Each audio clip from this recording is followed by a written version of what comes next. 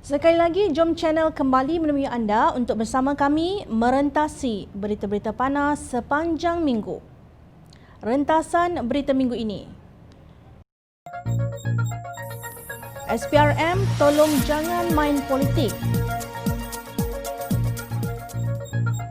Menteri pergi bercuti atau urusan rasmi? Sekali berdusta akan terus jadi pendusta. Penduduk kampung baru kena tipu.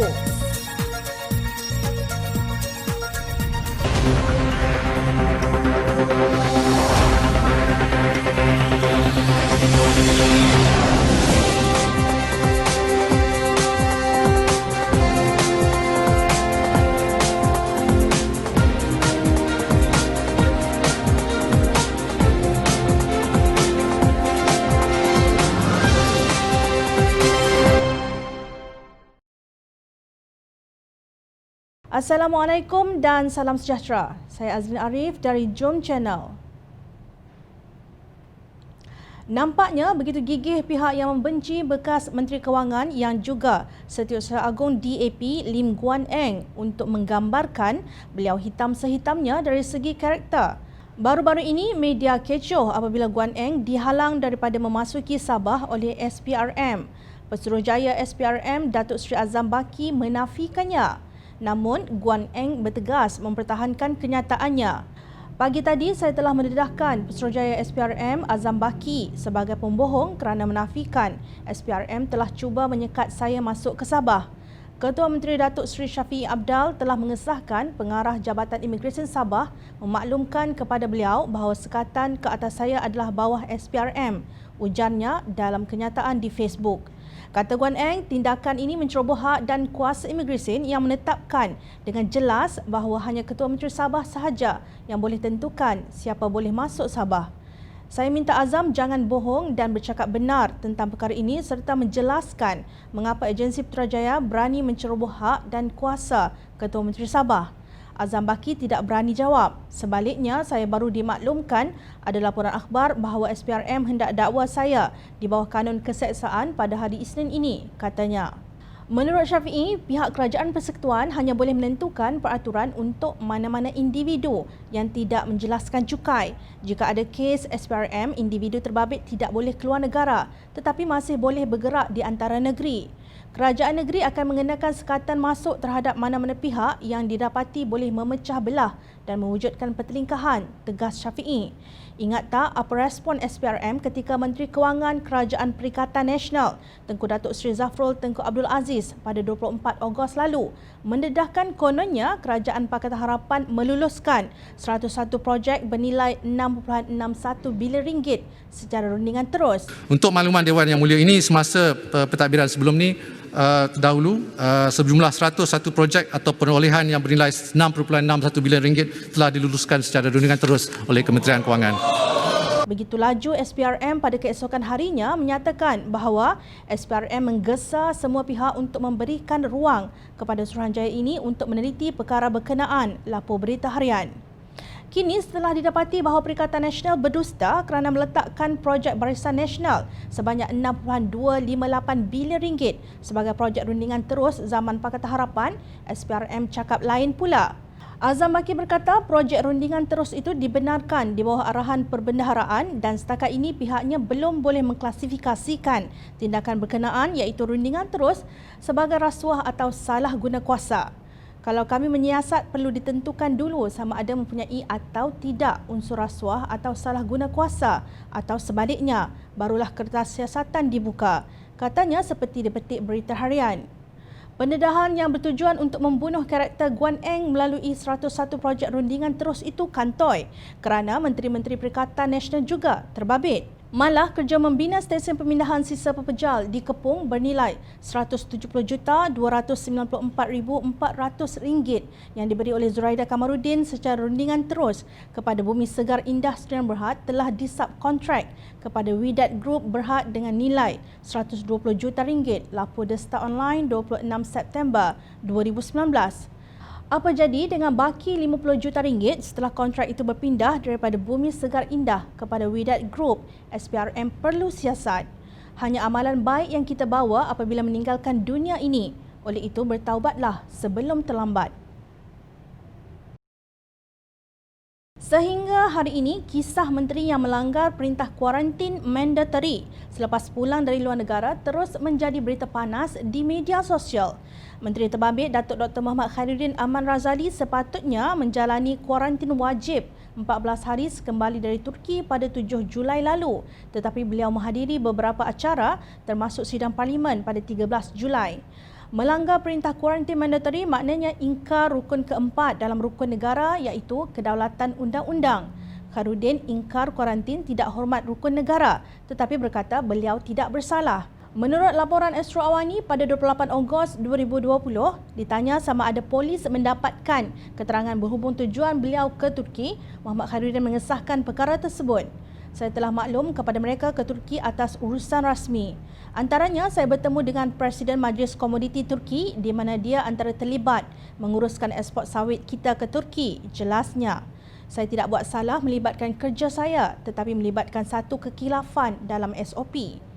Perhati dengan jelas bagaimana Khairuddin cuba membelit untuk menegakkan benang basah dengan berbohong bahawa lawatannya ke Turki atas urusan rasmi. Sedangkan Menteri Kanan Keselamatan Datuk Seri Ismail Sabri Yaakob sendiri tidak pasti jika Khairuddin melawat Turki bersendirian atau bersama orang lain. Saya cuma tahu YB Menteri saja, yang ikut dia saya tak tahu, katanya pada sidang media di Parlimen. Ismail Sabri tidak dapat mengesahkan bahawa pemergian Khairuddin itu bercuti dengan keluarga atau lawatan rasmi. Kenyataan Mursyidul Ampas Datuk Hashim Jassin yang menyamakan lawatan Datuk Dr. Muhammad Khairuddin Aman Razali ke Turki dengan kisah burung hudhud dalam Al-Quran gagal mengurangkan suhu kemarahan rakyat. Analogi tersebut mengundang bantahan daripada pelbagai pihak sehinggakan Mufti Perlis Datuk Dr. Muhammad Asri Zainul Abidin turut memberi komen dalam Facebook beliau. Ketidakpatuhan hudhud sekalipun dimarahi oleh Nabi Sulaiman AS tidak mengancam rakyat. COVID-19 satu ancaman kepada rakyat, ujarnya. Dr. Asri dilihat sebagai seorang yang menyokong kerajaan tebuk atap Perikatan Nasional. Itu pun beliau tidak dapat mempertahankan analogi yang dibawa oleh Hashim Jassin. Ahli Dewan Negeri Meru, Ustaz Muhammad Fakhrul Razi Mokhtar, turut mengecam percubaan Mursyidul Ampas yang mahu mensucikan Khairuddin. Tolak tepi soal beliau salah atau tidak. Melanggar peraturan dan undang-undang negara, yang penting siapa sahaja kalangan pemimpin PAS yang melakukan kesalahan pasti mendapat pembelaan sewajarnya, ujar Fakhrul Razi dalam satu kenyataan. Tindakan Khairuddin ini berbeza dengan burung hudhud yang jujur dan bercakap benar apabila berdepan dengan Nabi Sulaiman AS. Hudhud membawa balik berita yakin dari negeri Sabah yang diperintah oleh Puteri Balqis. Jika benar Khairuddin membawa laba untuk negara, mana dokumen yang menyokong kenyataannya seperti MOU, senarai ahli rombongan rasmi dan gambar-gambar yang berkaitan. Kerajaan Perikatan Nasional harus bercakap benar. Pepatah Inggeris menyebut once a liar, always a liar. Maksudnya sekali berdusta akan terus jadi pendusta. Manusia mengawal bagaimana otaknya bekerja. Jika seorang individu sekali berbohong, otaknya akan menyimpan memori pembohongannya. Dengan itu, otaknya memudahkan siri pembohongan seterusnya. Ini bukan teori daripada fiction science, tetapi benar-benar berlaku di negara ini, khususnya dalam kalangan pemimpin Perikatan Nasional. Minggu ini, media disajikan dengan siri pembohongan yang nyata.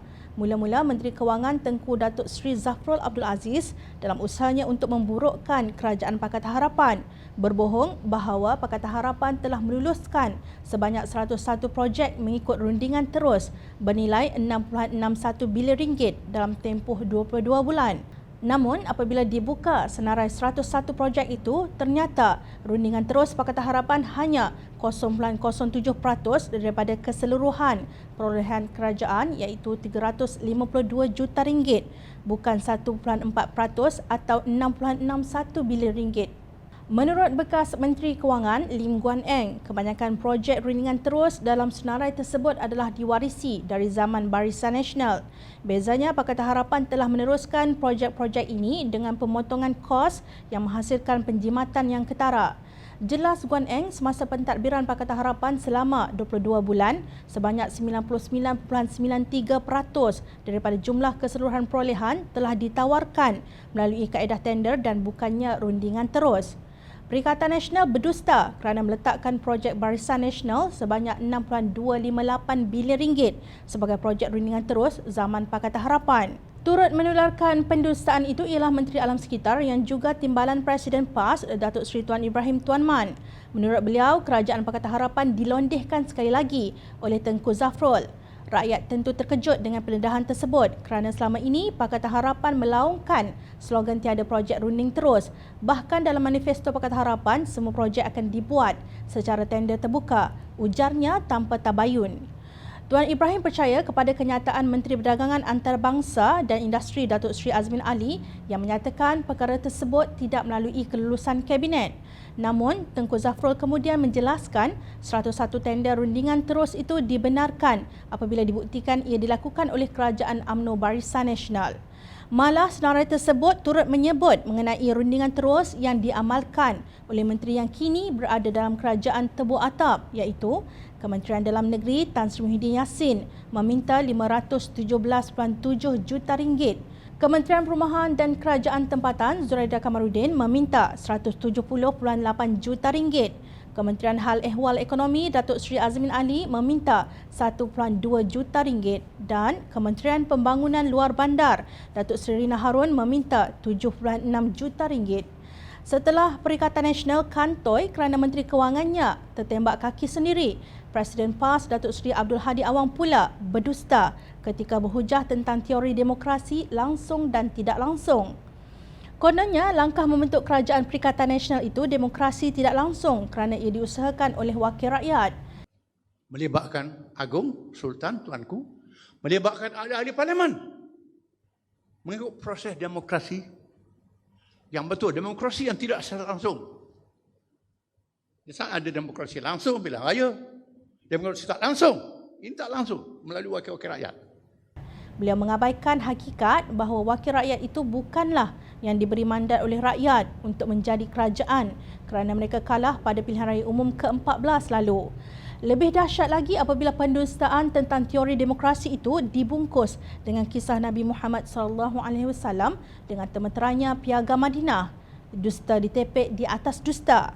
Atap yang ditebuk terus bocor dengan pendustaan demi pendustaan. Minggu ini, penduduk Kampung Baru Kuala Lumpur dikejutkan dengan berita sedih. Ingatkan boleh dapat durian runtuh apabila Menteri Wilayah Persekutuan Perikatan Nasional berkelulusan perancang bandar. Rupanya yang jatuh hanyalah buah beluluk. Tan Sri Anwar Musa berkata penawaran pampasan berjumlah RM1,000 sekaki persegi kepada pemilik tanah di Kampung Baru tidak dapat diteruskan kerana tiada sumber pembiayaan keseluruhannya bernilai RM7 bilion daripada perbendaharaan bagi menampung jumlah bayaran berkenaan. Anwar memberi alasan bahawa hanya 61% sahaja penduduk di Kampung Baru sebelum ini yang bersetuju terhadap penawaran pampasan berkenaan. Konsep yang akan dipakai ialah pembangunan yang organik sifatnya, iaitu tidak membabitkan orang luar membeli tanah penduduk Kampung Baru tetapi hak kepada pembabitan tuan tanah, katanya seperti dipetik berita harian pada 28 Ogos lalu. Kerajaan Pakatan Harapan sebelum ini mahu membangunkan semula Kampung Baru membabitkan pengambilan tanah dari lebih 5,300 pemilik dengan harga RM1,000 untuk satu kaki persegi, iaitu RM850 tunai dan RM150 saham SPV. Bekas Menteri Wilayah Persekutuan Khalid Abdul Samad dalam wawancara secara live dengan TV Internet Jom Channel malam kemarin mempertahankan keputusan yang dibuatnya. Menurut Khalid, pemilik boleh membeli rumah baru di Kampung Baru dengan duit diperolehi dan nilainya akan meningkat apabila kawasan itu dibangunkan. Khalid berkata kos sebanyak RM7 bilion itu digunakan secara berperingkat, bukan sekaligus. RM1,000 sekaki persegi, orang Melayu akan dapat RM6 bilion. Ya? Dan tanah mereka akan dibangunkan dan mereka boleh beli balik hartanah yang dibangunkan di situ. Dan nilai hartanah itu akan menaik. Meningkat lagi. Akan meningkat pasal setelah dibangunkan, kalau yang tanah yang 1000 sebelum dibangunkan, bila dah bangunkan, mungkin ianya akan menjadi seperti KLCC itu jelas. yang setelah dibangunkan nilainya 3000. Kan? Sebelum ini, Anwar Musa mempelekeh keputusan Khalid Samad menerusi beberapa ciapan di Twitter pada 22 dan 23 September 2019. Kalau tak boleh beli pada harga pasaran, tak payahlah beli. RM850 sekaki persegi bukan nilainya tanah di Kampung Baru. Kampung Baru adalah kawasan yang sudah dibangunkan. Semua prasarana tersedia. Kenapa nak diskriminasi? Yang beli bukan swasta tetapi kerajaan, ciapnya. Malaysia Gazette pada 23 September pula memetik Anwar sebagai berkata bahawa Khalid seperti berkokok sebelum bertelur. Malah Setiausaha Agung Dewan Perniagaan Melayu Malaysia DPMM Amir Hamzah Karim turut mempersoalkan tindakan Kerajaan Pakatan Harapan yang mahu membeli tanah di Kampung Baru pada harga rendah. Katanya harga yang ditawarkan seharusnya berpatutan dengan nilai tanah semasa iaitu RM2,000 satu kaki persegi. Di situ tanah itu adalah nilai dia RM2,000 kaki persegi. Kenapa nak beli RM850 sahaja? Kenapa tidak nilaikan pada harga semasa? Kalau dengan harga murah sebegitu, kamu fikir konsep jangka panjang penjagaan hartanah Melayu di Kuala Lumpur semua, dia tak seiring. Katanya pada sidang media bersama ahli jawatankuasa DPMM seperti dipetik Malaysia Kini pada 24 September 2019. Tiba-tiba Kerajaan Perikatan Nasional yang mendabik dada kononnya banyak duit tak mampu bayar RM1,000 sekaki persegi kerana sudah jatuh miskin dan tidak mampu menyediakan peruntukan sebanyak RM7 bilion itu. Biar Jom Channel ingatkan ke mana perginya RM7 bilion itu dari Perbendaharaan Negara. Perikatan Nasional mahu menggunakan RM7.184 bilion perbelanjaan tambahan untuk tujuan penyusunan semula beberapa kementerian, penubuhan beberapa kementerian baharu dan pembubaran satu kementerian. Pakatan Harapan dan sekutunya membantah perbelanjaan tambahan ini. Fikir baik-baik, jika tiada perbelanjaan tambahan sebanyak RM7.18 bilion itu, Kerajaan Tebuk Atap akan memiliki RM7 bilion untuk membangunkan Kampung Baru. Kalau kerajaan yang jujur dikata berkokok sebelum bertelur, Kerajaan Tebuk Atap pula mengeram telur tembelang. Sampai bila pun tidak akan berhasil. Rakyat memerhati. Sekian rentasan berita minggu ini. Teruskan bersama kami di Jom Channel dan layari portal jomchannel.net untuk mendapatkan berita politik tanah air. Saya Azrin Arif, terima kasih. Assalamualaikum dan salam sejahtera.